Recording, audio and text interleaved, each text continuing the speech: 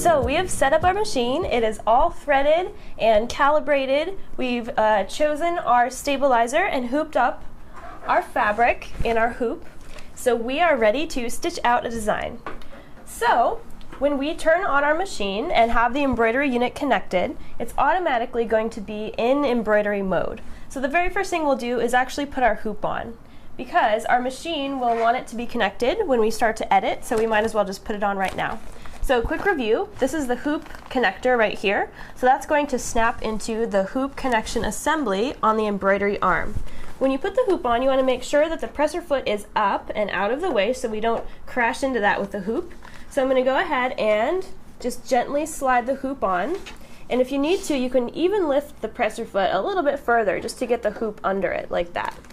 So now I'm going to slide the hoop connector right into the connection assembly, and you want to make sure that it snaps all the way in so that the machine knows that the hoop is connected.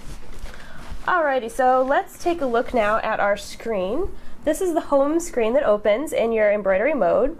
So the top is your embroidery designs and the bottom one is your embroidery fonts. So let's take a look at the fonts first, really quickly. You have all of these awesome fonts that you can use to personalize your projects and type out words. So they're pretty straightforward. It's typing, everyone's used to typing. So this is how you would navigate there. To go back home, we're going to click the home button right here. That'll take us back to the first screen.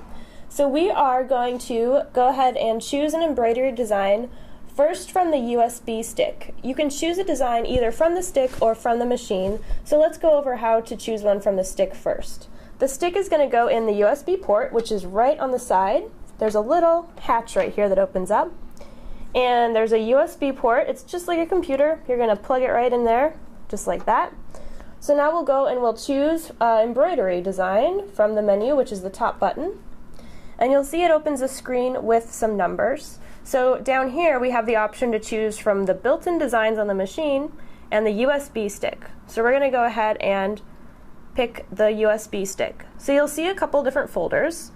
As a reminder, your USB stick has PDFs of the designs, both kind of a book where you can view them all quickly, and individual printouts that will give you information about design size and thread color and color order, so you know what thread colors are what on your designs. So those you can view on your computer. To get to the embroidery designs, we are going to go to Design Data, which is this middle folder, and then we'll click OK. So all of the designs have numbers, so we're just going to choose the range of numbers that include the design we want. So I know that we're going to do design 111. So I'm going to go ahead and open that, and then I'll select design 111 and click OK. And you'll see a design loads. It's this dress form stitch out right there. So that's how you would choose from a USB stick. To choose a built-in design, we're going to go ahead and go back to the home screen. We're going to click our embroidery design again, and we're going to make sure that the little machine is selected in the bottom. And then we're going to type in our design number. So our design number is 60 that we're going to stitch out. So I'm going to type 60 and click OK. So there is my design that's loaded. So now let's go through and talk about all of these different menus here. The first menu that will open is the position menu. So this is how you control where your design is in the hoop. So you can use these arrows to move the design up and down and right and left. And to get back to center, if you decide you don't want to actually move your design around, you'll hit this button.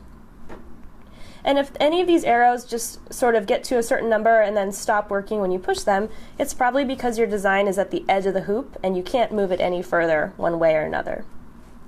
The second menu is the rotate menu. So the rotate menu is going to allow you to rotate your design. So you can rotate in increments of 90 degrees if you push this icon right here, and you'll see that the machine at the top is showing you the orientation of your design so that you know kind of which way your design is facing, and it also tells you how much you've rotated.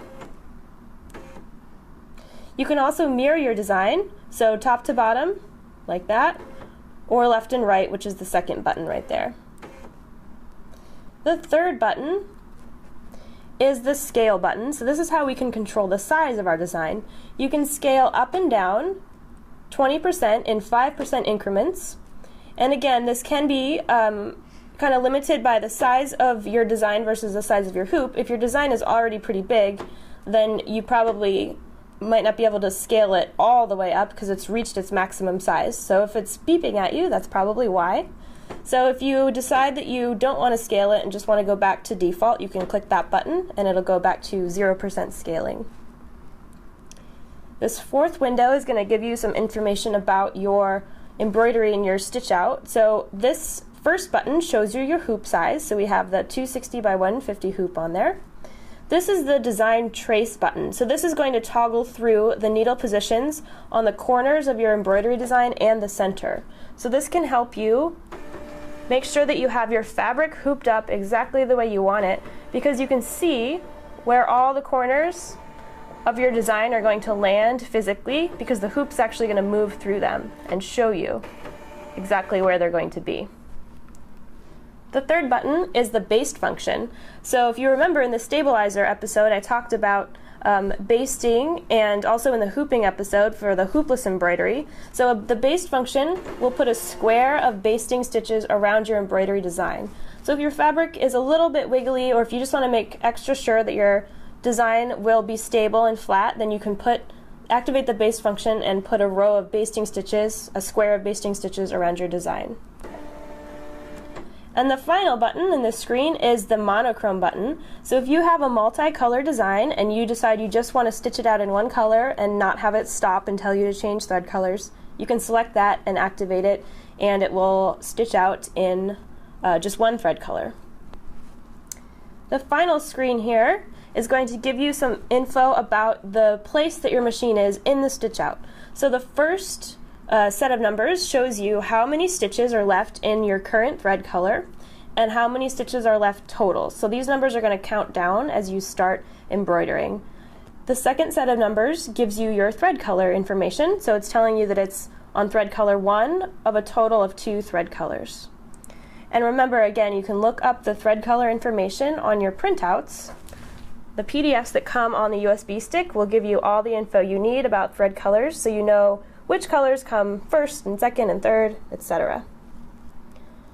Alrighty, so we are all set. We're ready to stitch out. So I'm going to go over to the needle, and I need to make sure that my presser foot is down before I stitch out, just like if you were sewing. And then I'm going to push the start stop button, and it's going to start embroidering.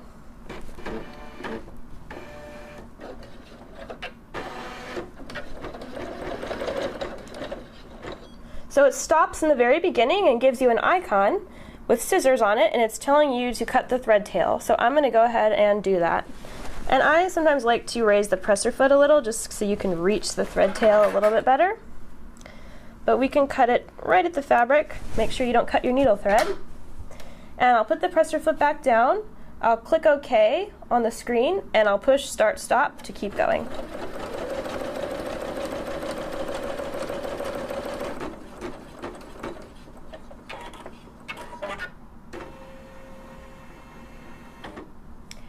So our first color just finished stitching out. So on the screen it's telling you to change the thread colors to the second thread color. So to do that, first we're going to put our presser foot up, and we'll take off our first color. And then I'm going to re-thread the needle, and it's just like normal threading. You don't really have to do anything special. So I'm going to put my thread on. I will follow the thread path and make sure to get it in the thread guide at the top of the needle, and then use my needle threader to thread through the eye of the needle.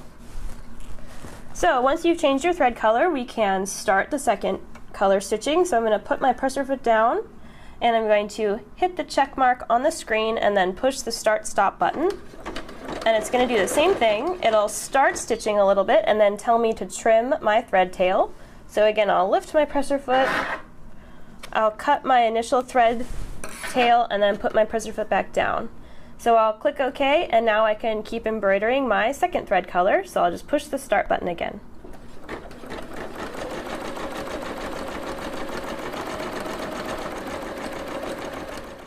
So let's pretend that our thread broke or our thread ran out, something happened in the middle of our design. There's a way to easily fix this. You don't have to panic. So if we look down here, you can see our machine is stopped and I've raised my presser foot, and we cut the thread just to pretend that the thread broke. So what we're going to do first is you would want to pull out any loose thread that's still in your needle in your machine, and then we're just going to rethread the top thread just like normal, so nothing special here. Make sure your presser foot is up when you're rethreading. And I will use my needle threader. So it's always a good idea, if you are restarting right in the middle of a design, to go back a few stitches. That's because you want a seamless restart. So if you kind of overlap your stitching a little bit, you make sure that you don't have any gaps or blank spots in your embroidery. So I'm going to look on the screen right here. This is where we're going to use our stitch position. So this is telling you what stitch you're on, and you can toggle backwards and forwards. So I'm actually going to back up about 3 stitches or so, and the hoop is going to move. So now I'm back a little bit in my design, and I am sure that when it starts stitching, it'll overlap the part that it didn't finish stitching. So I'm going to go ahead and put the presser foot down, and I will push start stop. It's going to stop again and tell me to trim my thread tail since I'm starting new. So I did that, and now I'm going to put my presser foot down and just keep going like nothing happened.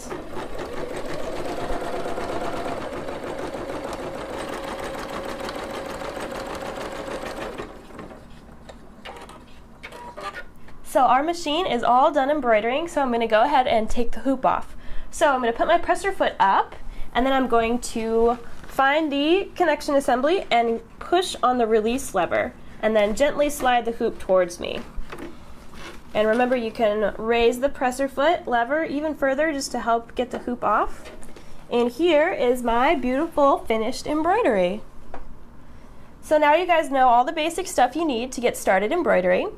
Don't forget to check out your manual too, because there's tons more information in there about the embroidery mode and the sewing mode of your machine. Thanks for watching, and have fun embroidering!